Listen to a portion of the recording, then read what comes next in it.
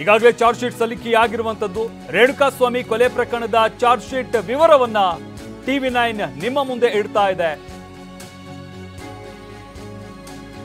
June 9ನೇ ತಾರೀಕಿನಂದು ಅಪರಿಚಿತ ದೇಹ ಸಿಕ್ಕಿರುವ ಬಗ್ಗೆ ದೂರು ದಾಖಲಾಗುತ್ತೆ. ಅಂದ್ರೆ ಯಾವ ರೀತಿಯಾಗಿ ಈ ಕೇಸ್ ಓಪನ್ ಆಯ್ತು ಅಂತ ನೋಡೋದಾದ್ರೆ ಜೂನ್ 10ನೇ ತಾರೀಕಿನಂದು ಪೊಲೀಸರ ಮುಂದೆ 4 ಬಂದು ಶರಣಾಗ್ತಾರೆ. ಇದೆಲ್ಲವೂ ಕೂಡ ಚಾರ್ಜ್ ಶೀಟ್ ನಲ್ಲಿ ಉಲ್ಲೇಖವಾಗಿರುವಂತಹ ಅಂಶ. ಕಾಮಾಕ್ಷಿ ಪಾಳ್ಯ ಪೊಲೀಸರ ಮುಂದೆ 4 ಶರಣಾಗ್ತಾರೆ.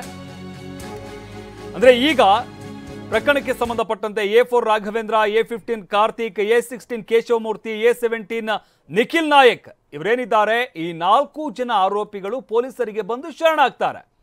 ಇದೆಲ್ಲವೂ ಕೂಡ ಚಾರ್ಜ್ ಶೀಟ್ ನಲ್ಲಿ ಉಲ್ಲೇಖವಾಗಿರುವಂತಹ ಅಂಶ. ಈಗಾಗಲೇ ಚಾರ್ಜ್ ಶೀಟ್ ಸಲ್ಲಿಕೆಯಾಗಿರುವಂತದ್ದು.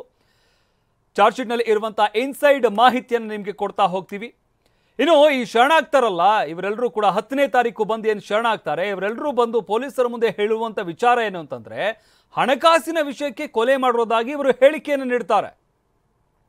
ಮೃತನ ಹೆಸರು, ಬಳಸಿದ ಆಯುಧ, ವಾಹನಗಳ ಬಗ್ಗೆ ಗೊಂದಲ ಉಂಟಾಗುತ್ತೆ. ಅಂದ್ರೆ ಇವರೇನೋ ಬಂದು ಸರೆಂಡರ್ ಆಗ್ತಾರೆ, ಬಂದು ಹೇಳ್ತಾರೆ, ಆದ್ರೆ ಈ ಸಂದರ್ಭದಲ್ಲಿ ಪೊಲೀಸರಿಗೆ ಒಂದಷ್ಟು ಗೊಂದಲ ಉಂಟಾಗುತ್ತೆ.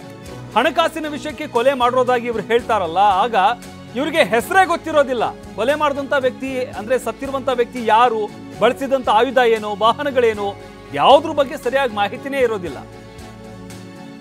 ಪ್ರತ್ಯೇಕ ವಿಚಾರಣೆಯಲ್ಲಿ ಒಂದೊಂದು ರೀತಿ ಹೇಳಿಕೆ ನೀಡ್ತಾರೆ. ಗೊಂದಲಕಾರಿ ವ್ಯತಿರಿಕ್ತ ಹೇಳಿಕೆ ನೀಡಿದ್ದಕ್ಕೆ ಷಡ್ಯಂತ್ರ ಬಯಲಾಗುತ್ತೆ.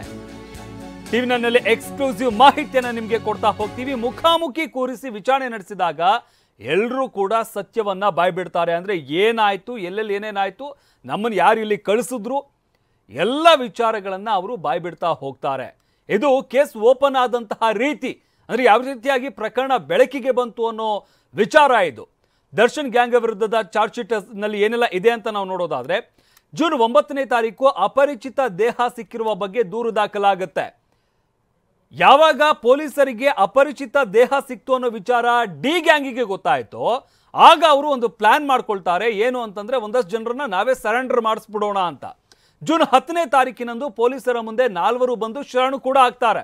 ಅಂದ್ರೆ ಸರೆಂಡರ್ ಆಗ್ತಾರೆ, ನಾವೇ ಕೊಲೆ ಮಾಡಿದ್ದು ಅಂತ ಹೇಳ್ಕೊಂಡು ಸರೆಂಡರ್ ಆಗ್ತಾರೆ. ಕಾಮಾಕ್ಷಿ ಪಾಳ್ಯ ಪೊಲೀಸರ ಮುಂದೆ 4 ಶರಣಾಗ್ತಾರೆ. ಅದರಲ್ಲಿ ಯಾರು ಅಂತಂದ್ರೆ A4 ರಾಘವೇಂದ್ರ ಪ್ರಮುಖವಾಗಿ. ಅಂದ್ರೆ ಈತ ಕಿಡ್ನಾಪ್ ಮಾಡಿದ್ರಲ್ಲೂ ಕೂಡ ಈತನ ಪಾತ್ರ ಇರುತ್ತೆ. ಈತನೇ ಬಂದು ಸರೆಂಡರ್ ಆಗಿರ್ತಾನೆ. ಹಾಗೆ A15 Karthik, A16 Keshavamurthy, A17 Nikhil Nayak ಇವರೆಲ್ಲರೂ ಕೂಡ ಬಂದು ಪೊಲೀಸರ ಮುಂದೆ ಶರಣಾಗ್ತಾರೆ. ಅವರು ಕೊಟ್ಟಂತಹ ಒಂದು ಹೇಳಿಕೆ ಏನಂತಂದ್ರೆ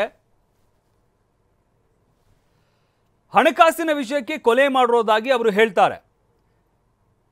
ದರ್ಶನ್ ವಿರುದ್ಧ ಸಲ್ಲಿಕೆಯಾಗಿರುವಂತಹ ಚಾರ್ಜ್ ಶೀಟ್ ಏನಿದೆ ಇದರ ಎಕ್ಸ್ಕ್ಲೂಸಿವ್ ಮಾಹಿತಿಯನ್ನ TV9 ನಿಮ್ಮ ಮುಂದೆ ಇಡ್ತಾ ಇರುವಂತದ್ದು. ಈ ಪ್ರಕರಣ ಯಾವ ರೀತಿಯಾಗಿ ಬೆಳಕಿಗೆ ಬಂತು, ಹಾಗೆ ಚಾರ್ಜ್ ಶೀಟ್ ನಲ್ಲಿ ಉಲ್ಲೇಖವಾಗಿರುವಂತಹ ಅಂಶಗಳಿದೆಲ್ಲವೂ ಕೂಡ ಹಣಕಾಸಿನ ವಿಷಯಕ್ಕೆ ಕೊಲೆ ಮಾಡಿರೋದಾಗಿ ಹೇಳಿಕೆಯನ್ನು ನೀಡ್ತಾರೆ.